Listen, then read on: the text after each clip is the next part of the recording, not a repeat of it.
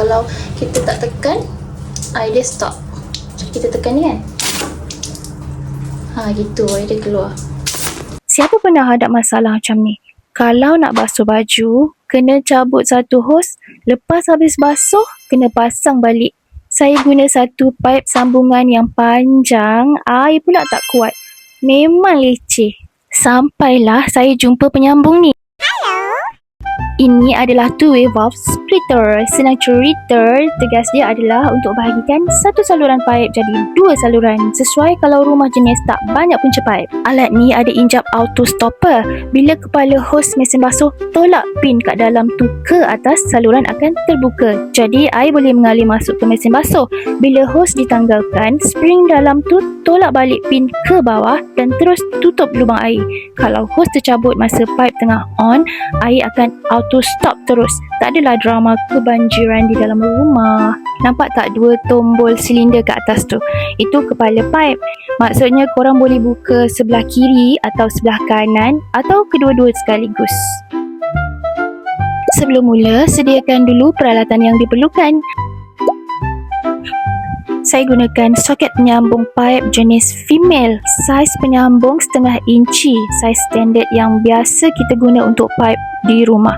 Diperbuat daripada besi tahan karat jenis stainless steel 304 dan soket ini disambungkan kepada fitting pipe yang berjenis male threadnya di sebelah luar.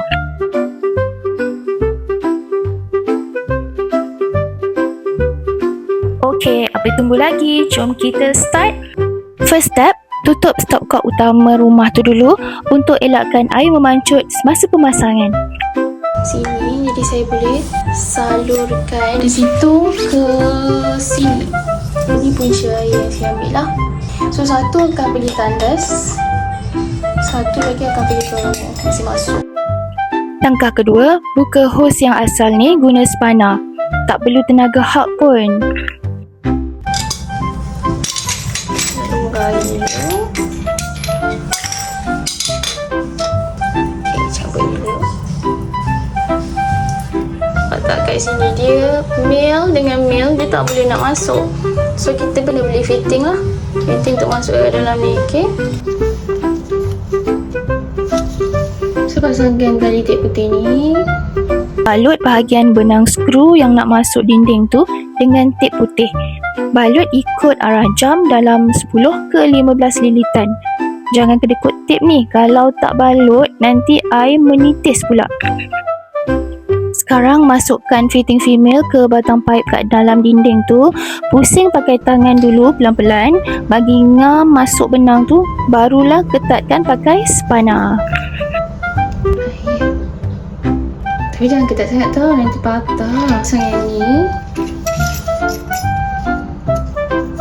So kita pakaikan dia skirt pula.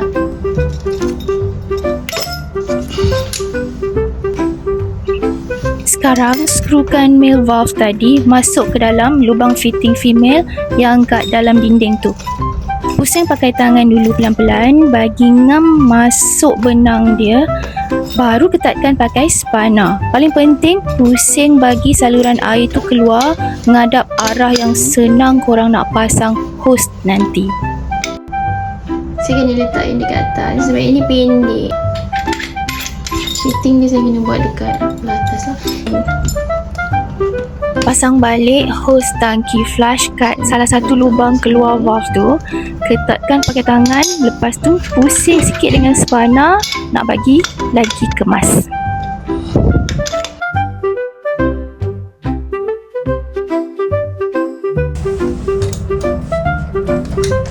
Tolak ni, kan tolak ni.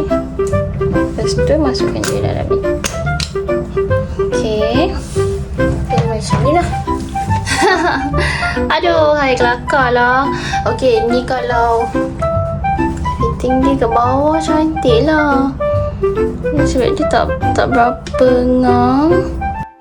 Buka buka balik stopcock kunci air utama. Lepas tu pusing kepala pipe valve tu slow-slow. Cuba belik ada tak air meleleh kat celah sambungan female dan male tadi.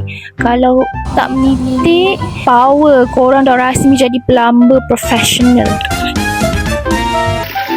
Finally, dah siap. 1 pipe, 2 kegunaan. Toilet flush dengan washing machine. Mudah dan jimat kos. Sekarang ni toilet flush dan mesin basuh boleh guna daripada 1 pipe yang sama. Kan jimat masa tu? Jangan lupa subscribe ke channel saya untuk lebih banyak perkongsian, review produk dan tutorial menarik setiap minggu. Thanks for watching. Bye!